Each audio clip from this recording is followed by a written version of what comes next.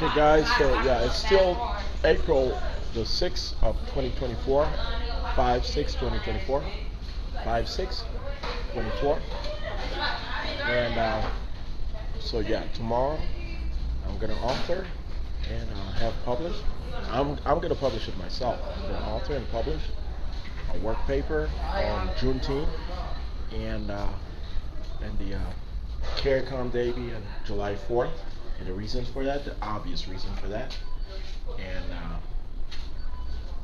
and Juneteenth becoming officially like a regional holiday of CARICOM within the next few years. So it's going to be part of our project, not to celebrate slavery as something that's fascinating, but to celebrate slavery as something that's shocking to the senses and something we ought to learn about, and to pay homage to our ancestors, you know, and the struggle, and to send communicate the right message that this ought never to happen again, and to articulate why it happened, and to articulate also how it came to an end and why it ought never to occur ever again, not just in the United States of America or the Americas, but globally.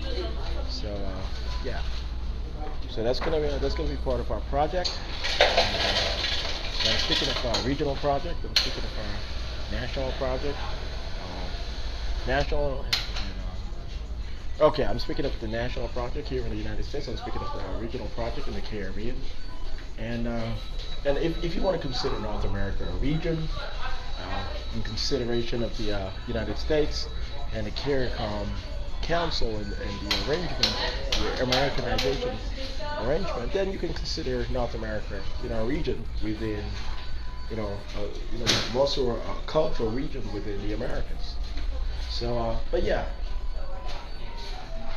So that's what I'm going to work on tomorrow, and yeah. So the Central Intelligence Agency, per my request, they're going to say it was an implied request, but whatever. I actually requested that. I actually did that myself. I cannot communicate how I did that covertly, but I made July 4th CARICOM Day. I did request, and I worked hard to be able to pass. Excuse me, guys. I worked hard in the field, and I audited folks all over the country, especially in the urban areas throughout the North and the South and the Midwest and elsewhere, on the particular issue. And yes, Juneteenth, I forced it to get passed. And some of the folks in Congress, they just did not know what was so serious about Juneteenth. We have so much other stuff to do in trying to get money into Howard University specifically, and just forget about Southern University. I heard the conversations. I overheard the conversations. Okay.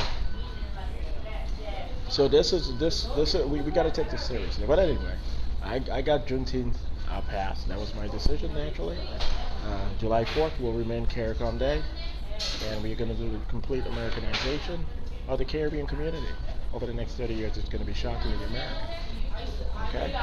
So, not just the West Indies within the CARICOM, the English-speaking islands, but all of it, all of the CARICOM, for the most part. So that's why we're being very careful. We gotta be very careful. Americana is going to be a global project, but the Americanization per se, literal political, economic, and social Americanization of the Caribbean community, peculiarly and intensely, that's going to occur over the next 30 years, and it's going to stand out within the Americana project. Okay, so yeah. All right, guys.